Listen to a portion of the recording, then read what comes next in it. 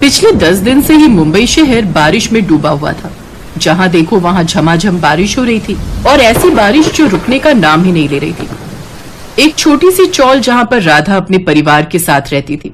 राधा का पति सुरेश रिक्शा चलाता था और थोड़ी बहुत मजदूरी करके घर का गुजारा भी कर लेता था। राधा भी घरों में काम करके थोड़े बहुत पैसे कमा रही थी, पर जहां वो काम करती थी वो घर बहुत दूर थे, जहां उसे बस से आना जाना पड़ता था। बारिश की वजह से राधा का काम तो बंद हो ही गया, साथ ही सुरेश का रिक्शा कीचड़ में फंसने की वजह से काफी हद तक टूट गया था। अब जब रिक्शा ठीक होता, बारिश रुकती, तभी तो सुरेश रिक्शा चलाने जाता। मुसीबत की इस घड़ी में घर में उदासी छाई हुई थी। दादी बहुत भूख लगी है, मुझे रोटी दे दो ना। दादी, मम्मी कहाँ गई है? सुबह से वापस नहीं लौटी। माँ राधा कहाँ गई है? कुछ बताकर नहीं गई क्या? बोल रही थी लाला से राशन लेने जा रही हूँ, थोड़े पैसे रखे थे, सोच रही थी उन पैसों से थोड़ा राशन ले आएगी। तभी राधा आ जाती है। राधा बारिश में पूरी तरह से भीगी हुई थी, उसकी साड़ी पर कीचड़ लगा था। बस एक हाथ में उसने डबल रोटी का पैकेट पकड़ा हुआ था जो बारिश में भीग गया था और उसमें बारिश का पानी भर गया था। दादी, मम्मी आ गई। मम्मी क्या लाई हो? बहुत तेज भूख लग रही थी। राधा, तू राशन नहीं लाई? नहीं माँ जी, लाला ने राशन नहीं दिया। जो पैसे मैंने उसको दिए थे उसने वो पिछले उधार के कहकर ले लिए। बड़ी मुश्किल से बार बार कहने पर ये 10 रुपए वाली एक डबल रोटी ही दी, पर बारिश तेज थी तो ये भी गीली हो गई। मैं तवे पर सेक देती हूँ, ज्यादा पानी अंदर गया नहीं होगा। कैसा बेशरम है ये लाला, किसी की मजबूरी भी नहीं समझते ये लोग। कुछ दिन रुक जाता तो इसका क्या बिगड़ जाता। बताओ तो, जो थोड़े बहुत पैसे तू लेकर गई वो भी ले लिए उसने। मुसीबत के समय बहुत कम लोग होते हैं जो काम आते हैं, और ऐसे लोग फरिश्ते होते हैं जिन्हें भगवान धरती पर भेजते हैं। पता नहीं हमें ऐसा कोई फरिश्ता कब मिलेगा जो हमारी मदद करेगा। माँ, ये सब किताबें और कहानियों में होता है। रिक्शा बाहर टूटा पड़ा है, लाला उधार नहीं दे रहा। किसी से मदद मांगने भी जाऊंगा तो कोई मदद नहीं करने वाला। कहाँ काम ढूंढूं? बारिश रुकी तो रिक्शा जुड़वाने के लिए जाऊं, कहीं मजदूरी करने जाऊं, पर मजदूरी भी कैसे करूं? पानी सड़कों पर भरा हुआ है, हर कोई अपनी दुकान बंद करके बैठा है। कहीं भी मजदूरी का काम नहीं मिल रहा। सुबह से 4 चक्कर लगा चुका हूँ। चिंता मत कर मेरे बेटे, सब ठीक हो जाएगा। भगवान पर विश्वास रख, वो सब ठीक करेंगे। अगली सुबह राधा जल्दी उठ गई। वो बहुत चिंता में थी। वो घर से काम की तलाश में जाने लगी। तभी उसकी सास ने उसे रोक दिया। राधा, क्या हुआ बहू? तुम तैयार होकर कहाँ जा रही हो? माँ जी, कुछ न कुछ तो करना ही पड़ेगा। मुझे काम ढूंढने के लिए जाना ही होगा। ऐसे नहीं हो पाएगा। इनकी भी तबीयत ठीक नहीं है, बच्चे भी कुछ न कुछ खाने को मांग रहे हैं, घर में कुछ भी नहीं रखा। देखो बहू, मैं तुम्हें अकेले नहीं जाने दूंगी, मैं तुम्हारे साथ चलूंगी। सुरेश अभी दवाई लेकर सोया है, बच्चे भी खेल रहे हैं। तू और मैं चलते हैं, कुछ न कुछ जुगाड़ तो कर ही लेंगे। राधा और उसकी सास बिमला काम की तलाश में निकल पड़ती है। बारिश तेज हो रही थी, साथ ही सड़कें पानी और कीचड़ से भरी हुई थी।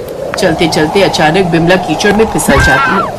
उसकी सारी साड़ी खराब हो जाती है, शरीर और चेहरे पर भी कीचड़ लग गया था। राधा ये देखकर घबरा जाती है। अचानक एक कार उनके पास में आकर रुकती है। उसमें से एक सज्जन व्यक्ति जो थोड़े बुजुर्ग थे बाहर निकलते हैं।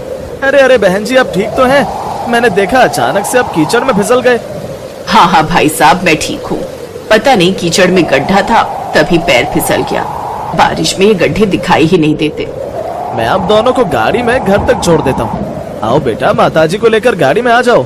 बहुत बहुत धन्यवाद अंकल जी। अंकल, हमें घर तक छोड़ देंगे? भाई साहब, कीचड़ से आपकी गाड़ी खराब हो जाएगी, हम लोग चले जाएंगे।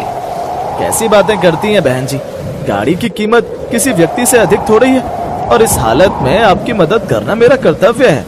उस व्यक्ति के कहने पर राधा और उसकी सास गाड़ी में बैठ जाते हैं। राधा और उसकी सास की बातें वो व्यक्ति ध्यान से सुन रहा था। बहू, अब क्या करेंगे? मेरी वजह से तुम्हें भी परेशानी हुई।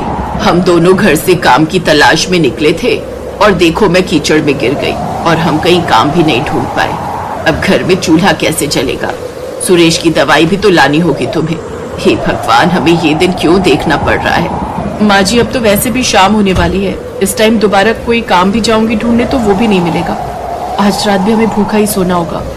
मोहनलाल नाम का वो व्यक्ति अब तक सब कुछ समझ चुका था। जब उसने राधा और उसकी सास को चौल में छोड़ा तो वो दंग रह गया कि राधा और उसकी सास बहुत गरीब हैं और एक टूटी हुई झोपड़पट्टी में रहती हैं। बहन जी, मैंने आप दोनों की बातें सुन ली हैं। वैसे तो मेरे साथ बहुत लोग काम करते हैं, पर पूड़ी आलू बनाने के लिए कोई अच्छा कारीगर नहीं मिल रहा। क्या आप दोनों पूड़ी आलू बना सकते हो? बारिश की वजह से कारीगर मिलना बहुत मुश्किल है। आप तो जानते ही हो, बारिश की वजह से बहुत परेशानियां चल रही हैं। लोग जगह जगह भंडारे करवा रहे हैं, इसीलिए मेरी कंपनी ऑर्डर पर खाना बनाकर भेजती है।